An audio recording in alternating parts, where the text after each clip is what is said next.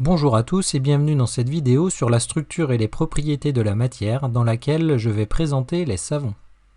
Les savons, comme par exemple ici donc un savon dur, sont des solides ioniques particuliers. Une des espèces constituant majoritairement les savons est par exemple donc le palmitate de sodium, donc de formule C16H32O2Na. Sa structure est la suivante, donc il est constitué d'une chaîne carbonée et ensuite donc d'un groupement carboxylate avec un ion donc négatif sur l'oxygène et d'un ion sodium Na+. Si on regarde donc la structure de cet ion ici carboxylate, on constate donc qu'il est constitué d'une chaîne carbonée que l'on va représenter en général par une chaîne en zigzag en fait, donc qui est en lien avec la représentation topologique de cette chaîne, et donc d'une partie ici qui possède donc des atomes d'oxygène et une charge négative, que l'on va représenter donc par un rond ou une ellipse ici.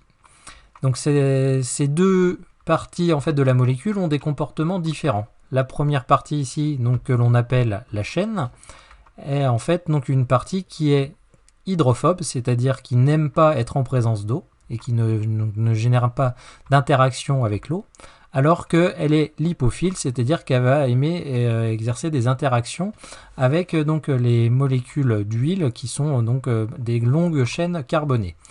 Donc c'est la première partie. Deuxième partie ici, donc la tête, qui elle va au contraire être hydrophile, donc elle va, le fait qu'elle soit donc avec des atomes très électronégatifs et une partie négative ici, donc va générer donc des interactions électrostatiques ou de nature liaison hydrogène avec donc l'eau.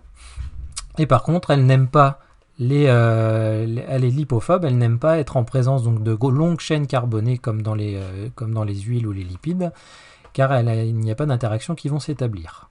Donc ces deux comportements, on voit qu'ils sont antagonistes, hydrophobe, hydrophile, lipophile, lipophobe, sont ce que l'on appelle des propriétés d'une espèce amphiphile. Et les espèces amphiphiles sont également nommées des tensioactifs. Les savons sont définis comme étant donc des carboxylates de sodium ou de potassium. En général, quand ils sont associés donc à un ion sodium, il s'agit donc de savons durs, et quand ils sont en présence de potassium, ce sont des savons liquides. Et ce donc sont les propriétés de l'ion carboxylate qui donnent les propriétés du savon. Cet ion carboxylate donc possède une chaîne carbonée qui est lipophile et hydrophobe, et une tête qui est chargée négativement qui est hydrophile et lipophobe. Ces propriétés antagonistes donc lui confèrent ce qu'on appelle un caractère amphiphile, qui est caractéristique des tensioactifs et qui va donc permettre à ces molécules, ou à ces ions ici plutôt, donc de former des micelles, ce qui est en lien donc avec le pouvoir lavant des savons, et de pouvoir former des bulles. Le pouvoir lavant peut s'expliquer donc en considérant donc une eau savonneuse, donc dans laquelle donc les ions carboxylates vont être dissous des ions sodium, et ces ions carboxylates donc vont s'organiser sous forme de micelles. C'est-à-dire que pour donc minimiser les interactions en lien avec les chaînes carbonées qui sont donc hydrophobes, les ions carboxylates vont s'organiser de manière à donc minimiser ces interactions en formant des sphères que l'on appelle des micelles. Si donc on met un tissu contenant ici donc dans de l'eau savonneuse, donc on a un tissu qui possède ici donc une tache de gras qui est donc constituée de lipides.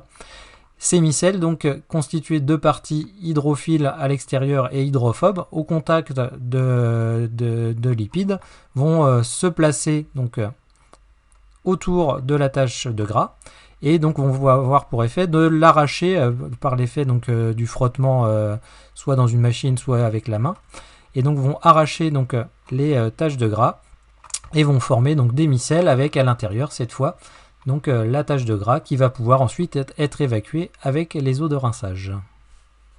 La formation de bulles de savon peut s'expliquer donc en utilisant donc un anneau que l'on trempe donc dans de l'eau savonneuse. Donc on a apparition donc dans l'anneau donc d'un film d'eau savonneuse. Ce film d'eau savonneuse est en fait constitué donc à sa surface donc de molécules, d'ions carboxylates qui vont donc avoir la tête dans l'eau, c'est la partie hydrophile, et avoir donc les chaînes qui sont dans l'air, partie hydrophobe. Ensuite, en soufflant donc sur ce film d'eau savonneuse, en fait, donc on introduit de l'air et on a formation d'une bulle de savon. La bulle de savon qui va être constituée donc à l'intérieur d'air, d'une première couche donc d'ion carboxylate, de l'eau et d'une deuxième couche ici d'ion carboxylate. Et donc c'est la formation donc, de ces gouttes ou de ces boules sphériques ici que l'on appelle des bulles de savon.